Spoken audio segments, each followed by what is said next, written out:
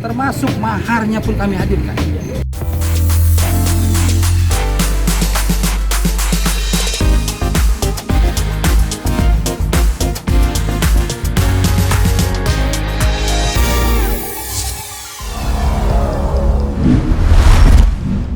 Konflik yang terjadi antara Alif Ali dan mantan istri-istrinya Aska Ongi tampak menjadi semakin rumit.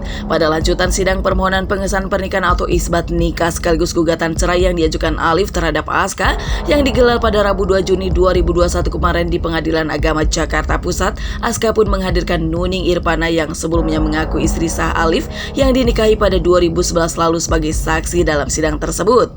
Menurut kuasa hukum Aska, Feriawan Syah, Nuning merupakan saksi kunci bagi Aska untuk melawan permohonan isbat tersebut. Sayangnya, sidang tersebut tak berlangsung dengan cukup baik. Pasalnya, Alif tetap bersikeras menyebut jika dirinya tak mengenal Nuning, sementara itu Nuning pun bersikeras mengakui dirinya merupakan istri sah Alif dengan membawa sejumlah bukti. Nuning pun membawa Al-Quran sebagai mahar pernikahan kala itu yang ingin ia gunakan untuk bersumpah di depan majelis hakim atau kebenaran pernikahan tersebut. Tadi kan sidang, selama proses persidangan tadi ada session kita tanya jawab. Nah tadi pada saat giliran kami sebagai kuasa hukum Mbak Aska dengan menghadirkan Mbak Nuning, tadi itu saksi kunci sebenarnya. Saksi kunci di mana perkawinan ini memang benar-benar ada dan bukan kami rekayasa seperti itu. Memang ada perkawinan itu dan kami buktikan dengan bukti surat keterangan dari kami yang kami dapatkan dulu dari KUA Cilandak sebelumnya, yang ada keterangan bahwa Mbak Nuning dengan saudara Alif ini menikah tanggal 28 November 2011. Dan tadi ditambah lagi dengan bukti petunjuk yang ada dari Mbak Nuning dengan dia membawa bukti semuanya dari kita apa segala macam di situ ada ya, ada nikah, semuanya ada di situ. Jadi kita tunjukkan ke majelis hakimnya yang memeriksa dan mengadili perkara ini. Termasuk maharnya pun kami hadirkan. Mahar perkawinannya pun kami hadirkan. Ya. Al-Quran dan mukena. Ini masih ada. Artinya perkawinan ini janganlah kita anggap main-main. Ingat, perkawinan jangan kita buat main-main. Jangan kita bersumpah demi Allah tidak ada perkawinan dan itu tercatat dari agamanya, dari hukum negaranya. Hati-hati. Ini nanti ada konsekuensi hukumnya, saya. Jadi janganlah kita mengolah suatu perkawinan itu dengan main. Ini kasihan, ini perempuan, ibu-ibu, saya bilang kemarin. Ibu-ibu ini juga yang melahirkan dia. Jadi jangan sampai nanti kena karmanya, saya bilang kan. Udah menikah bersumpah-sumpah pula tadi kan, demi Allah saya tidak pernah menikah dengan dia. Ditanya fotonya, saya samakan dengan foto yang ada di Mbak Nuning yang masih bagus. Dia akui, ya itu foto saya. Nggak mungkin Mbak Nuning selama ini nikah sama goib, saya bilang tadi. Sampai Mbak Nuning, masa saya nikah sama kursi kan, ya. Sampai digituin. Jadi itu, jadi hari ini jelas tidak ada yang kami rekayasa. Bukti sudah apa yang kami lontarkan hari ini sudah cukup baik dan menarik dan mereka tidak bisa berbuat apa-apa. Jadi Mbak Nuning ini sedikit terpancing lah dengan pertanyaan-pertanyaan, pernyataan-pernyataan Alif, tapi ditutup dengan Mbak Nuning ini mau bersumpah di atas Al-Quran nih. Saya bawa Al-Qurannya juga gitu ya, ditantang gitu saudara Alif tadi di sana, tapi sudah akhirnya diredam lah. Jadi sedikit inilah agak bertanya jawab lah di sana di dalam tadi. Tapi yang mau saya tambahkan juga tadi di persidangan tadi saya sebagai kuasa hukumnya Mbak Nuning, itu pertanyaan-pertanyaan yang dilayangkan oleh tim kuasa hukumnya Alif itu di luar dari konteks perkara. Artinya ini seolah-olah persidangan ini hanya main-main, dia mempermainkan hukum di Indonesia seperti itu gitu. Di luar jalurnya, seperti dia mempertanyakan hak-hak pribadinya Mbak Nuning, apakah memang selama berpisah dia mempunyai kekasih, itu di luar dari konteks permasalahan yang sedang diajukan seperti itu. Jadi kayak seperti sidangnya itu yang diajukan pertanyaan kayak seperti banyolan seperti itu. Siapa pamannya dari Mbak Nuning gitu kan, yang nggak ada hubungannya lah dengan kasusnya Mbak Aska di sini, begitu loh di pengajuan isbat ini. Sampai saat ini saya memang masih sah. Memang istri sahnya.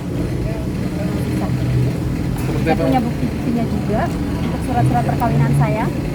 Jadi masih sakit, mas, sakit banget mas. apalagi mental saya ya kan, saya diomongin tetangga, saya diomongin orang, istilahnya udah menikah tapi gak ada suaminya, ya kan? Apalagi istilahnya sampai gini ya, kayak saya terhina ya, istilahnya terhinanya. Saya kan perempuan, maksudnya diinjek-injek lah harga diri saya yang seharusnya saya sudah mempunyai keluarga atau apalah untuk hidup selanjutnya, sampai saya nafkahin ibu saya sampai sakit. Saya bekerja sendiri mas, bener-bener bekerja lah. Jadi kalau dibilang sakit itu udah pasti mas. Kalau misalkan dibilang saya nangis nggak keluar air mata gitu kan, bilangnya Udah habis 10 lah, tahun. 10 tahun, bayangin aja. Mungkin mas kalau mempunyai saudara perempuan di seperti itu kan, sama siapalah yang cowok gitu, mas rasanya gimana?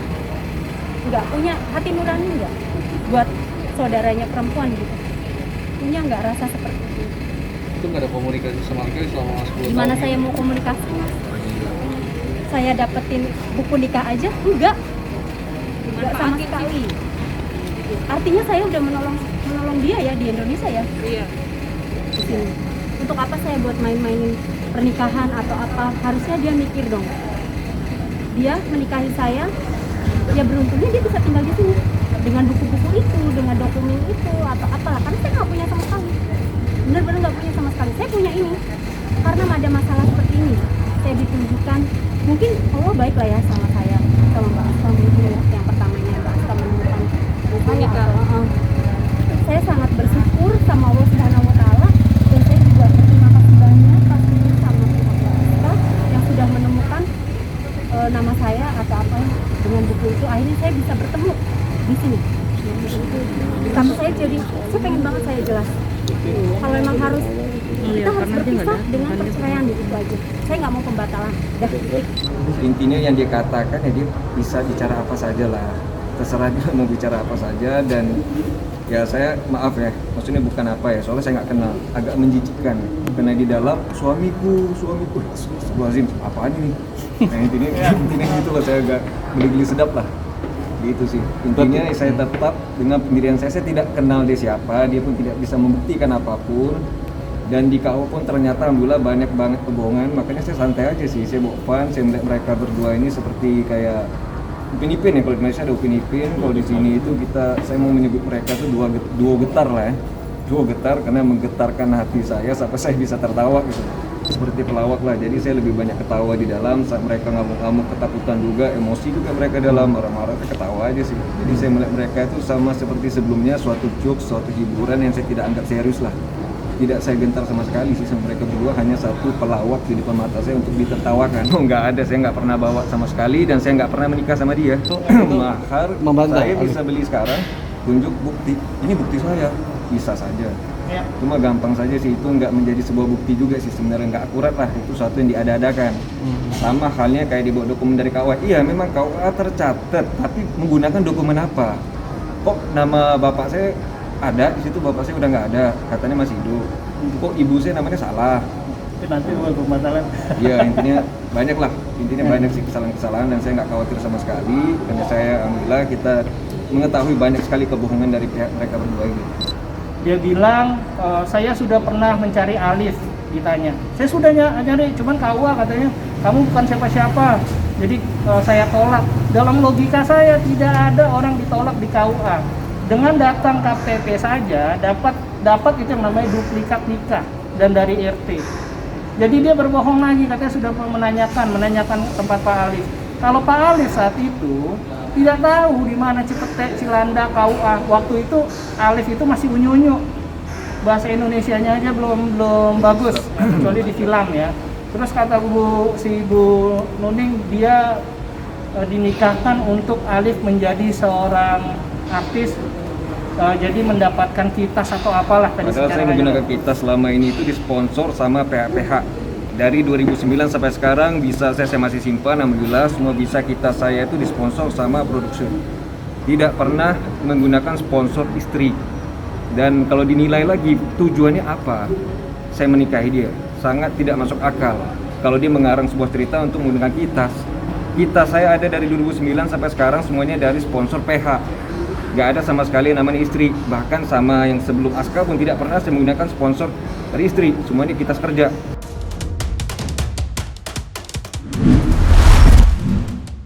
Kehadiran Nuning sebagai saksi Aska rupanya justru menimbulkan kecurigaan bagi Alif jika adanya persekongkolan di antara keduanya. Alif pun menduga jika Aska dan Nuning telah saling mengenal sejak lama.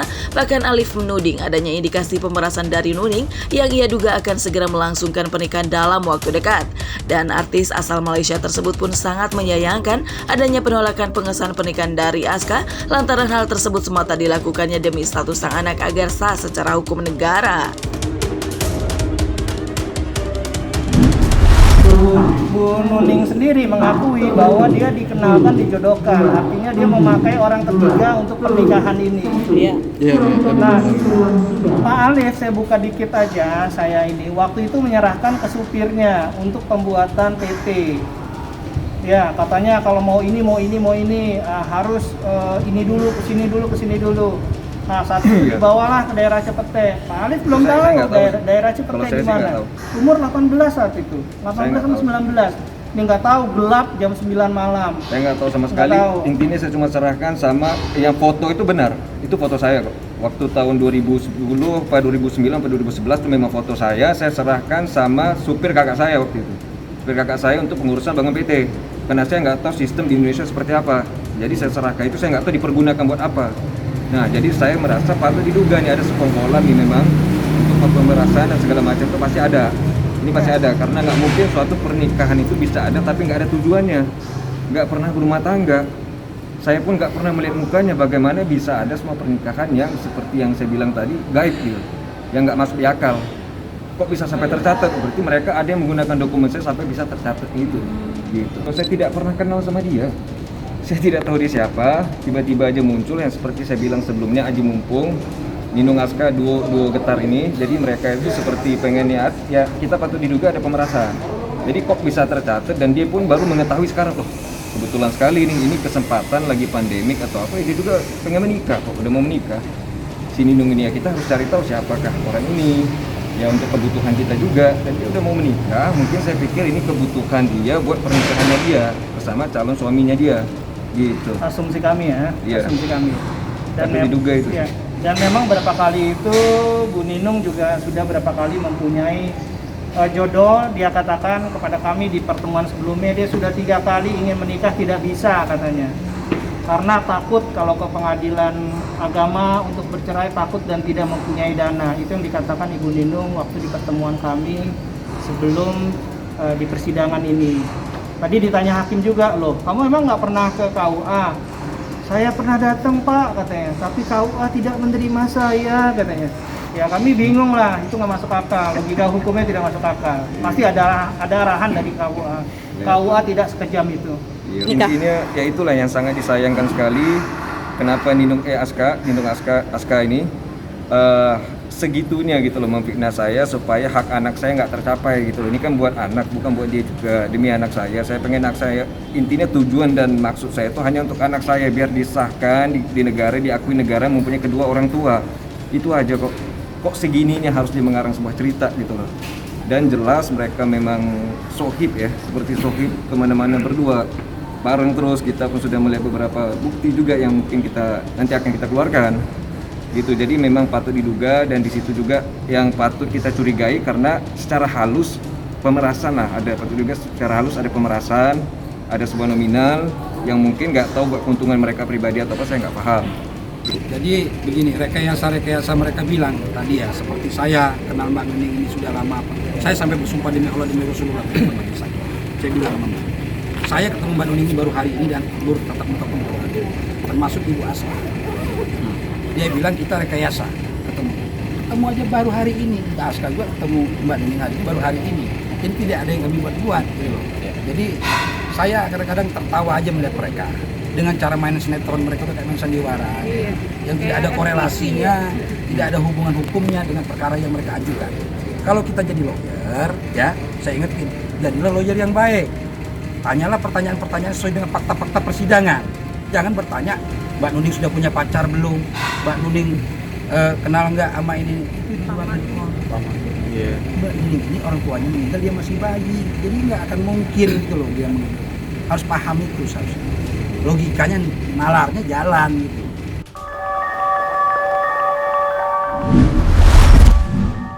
Sementara itu, tak terima dengan tudingan Alif, pihak Aska dan Nuning pun balik membeberkan jika pihak Alif lah yang ingin menghilangkan bukti adanya pernikahan sah dengan Nuning. Pasalnya, saat sidang isbat pertama dilakukan, pihak Alif diam-diam mendatangi Nuning untuk memintanya menandatangani surat pernyataan pembatalan pernikahan. Bahkan, hal tersebut pun telah diakui langsung oleh kuasa hukum Alif di depan majelis hakim. Kalau dari pihak mereka bilang ini dagelan atau lelucon sirkus settingan, nah, kenapa pada tanggal 20 dan 21 April mereka sampai datang ke kantornya klien kami, Mbak Nuning bawa surat ini? Yang tujuannya apa? Tujuannya untuk membatalkan pernikahan. Tambah, jangan goyang dulu. Apa ini maksudnya lelucon gitu? Mereka sampai datang Dan diakui. gitu. Dan diakui oleh Tadi mereka di persidangan. Ini diakui juga di persidangan seperti itu.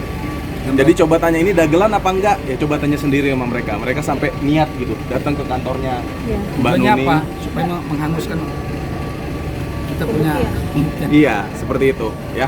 Jadi ini udah buktinya nih. Ini dari mereka. Mereka juga mengiyakan. Nggak cuma sekali 20 dan dia 21 April 2021. ceritain. Justru mereka yang duluan datengin si Mbak Nuning ini di bulan puasa. Itu harusnya mereka datang persaksian ya Bang.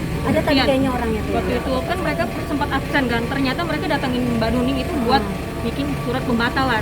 Masih inget ya Yan, dia bilang ini lagi buru-buru nih, lagi ada sidang isbat ya. Tapi saya tetap nggak mau tanda tangan. Saya kenal sama dia baru-baru ini. Pengesannya Loh saya nikah resmi loh Mas. 11 tahun, 11 tahun, kurang lebih 11 tahun gitu ya. Masa saya harus ngebatalin begitu aja? Saya tahunya pembatalan itu, misalkan besok saya menikah tapi diundur bulan depan mungkin, itu namanya pembatalan menurut saya, karena saya nggak tahu apa itu pembatalan tadinya. Terus pas saya telusuri, saya ngomong sama adik saya, kok saya seperti ini. Ya saya nggak mau lah Mas. Saya juga kan orang Islam ya, maksudnya menikah itu kan bener-bener sakral ya. Saya diijab kabuli di depan penghulu. Iya, istilahnya sah. Masa tiba-tiba saya harus kayak nggak ada gitu. Jadi saya mengakui, tadi di depan hakim juga kami mengakui bahwa kuasa hukum itu datang ke Ibu Ninung. Karena kami tidak tahu alamatnya dan Pak Alis juga tidak tahu, sebagai suami aja tidak tahu, saya datang ke tempat kerjanya. Saya jelaskan, saya mencari kebenaran, benar nggak ini Ibu Ninung pernah nikah sama saudara Alif, terus bagaimana, terus sebagai wanita Pak Alif, bagaimana pendapatnya terhadap perkawinannya Aska. Saya bilang karena kan Pak Alif mempunyai anak. Nah, Bu Nuning gimana nih tanggapan dia? Nah, saya menyodorkan surat itu, saya datang dong jadi saksi. Wah, saya nggak mau ya. Saya maunya waktu itu dia belum bilang cerai. Nah, kalaupun ingin cerai, saya katakan sekali lagi, kalau Bu Nuning mau cerai, Bu Nuning tulus nggak mau nikah cerai, tapi nggak mau dapat gonogini atau harta. Pasti tujuannya adalah pembagian gonogini lah atau apalah, itu yang dari kami. Dan ketika saat itu kami menanyakan, Bu Nuning, apa sih yang saya perlu bantu gitu loh? Apa sih? Wajar dong, dan itu tidak melawan hukum. Dan saya katakan kepada majelis pun mengiyakan tidak apa-apa. Dan itu hal yang wajar, memang harus kami lakukan. Daripada kami tidak sama sekali bertemu dengan mereka terus mengata-ngatai mereka atau mengancam dia, itu bukan perbuatan yang benar. Kami datang ke mereka patuh hukum untuk mencari kebenaran. Emang benar saya datang. Kekeluargaan. Nah, berarti